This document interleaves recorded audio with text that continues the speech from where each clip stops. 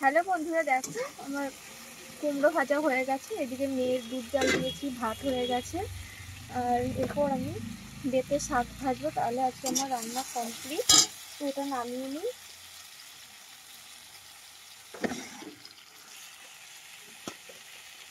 নিচে মেয়ে খেলা করছে, ওকে নিয়ে একটু ভিডিও করা না অনেকটা কষ্ট হয়ে যায়, ছোট্ট বাচ্চা।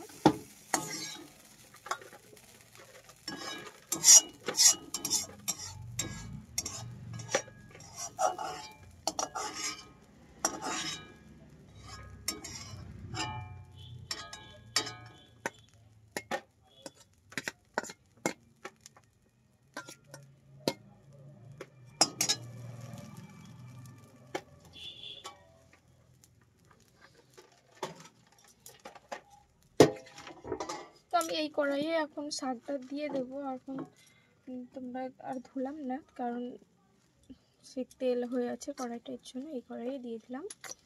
তো সামান্য তেল দিয়ে দিলাম। পর এখানে কেটে রাখা রসুন পেঁয়াজ কুচিটা দিয়ে দেবো।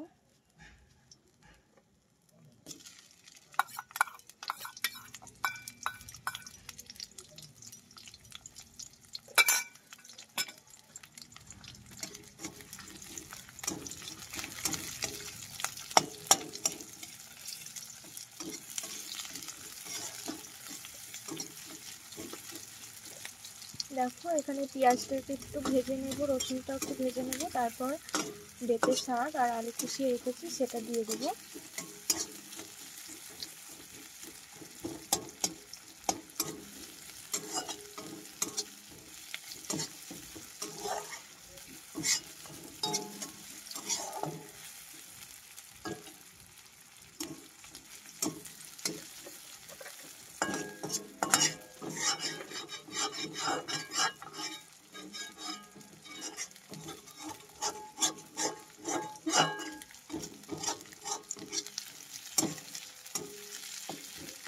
এই যে ভাজা ভাজা হয়ে গেছে, এখন দিয়ে দেবো বেতে শাক আর আলু কুচিয়ে রেখেছি।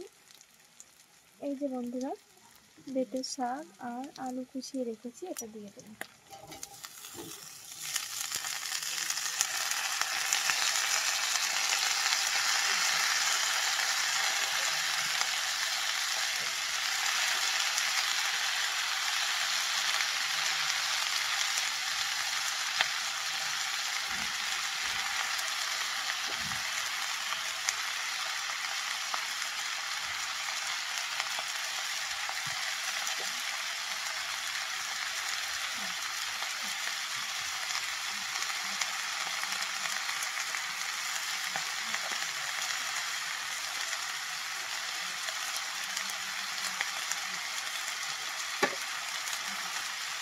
বড় ধুইতে রেখেছি, কারণ ভালো করে ধুয়ে নিয়েছি, কারণ বালি থাকতে পারে শাকে, এর জন্য ধুয়ে কেটে রেখেছিলাম ঝুল করে।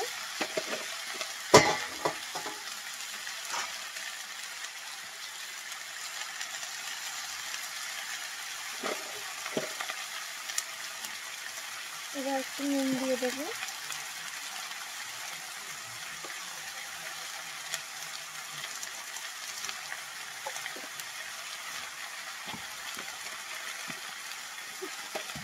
সামান্য একটু হলুদ দেবো, কারণ হাতে তো হলুদ অনেকে দেয় না, তবু আলু আছে, সামান্য একটু দিয়ে দিলাম।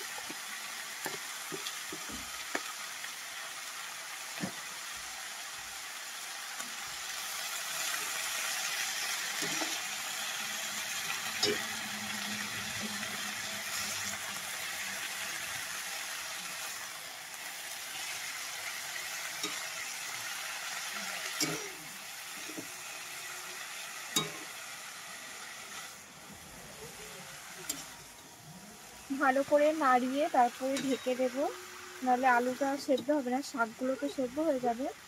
আর আলুটা কিন্তু একটু ঢেকে দেবো।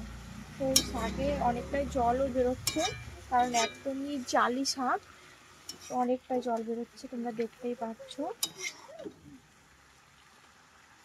একদম গলে যাচ্ছে শাক। এর জন্য আর কি আলু দিয়েছি, আর বেগুন দিলে খুবই ভালো লাগবে।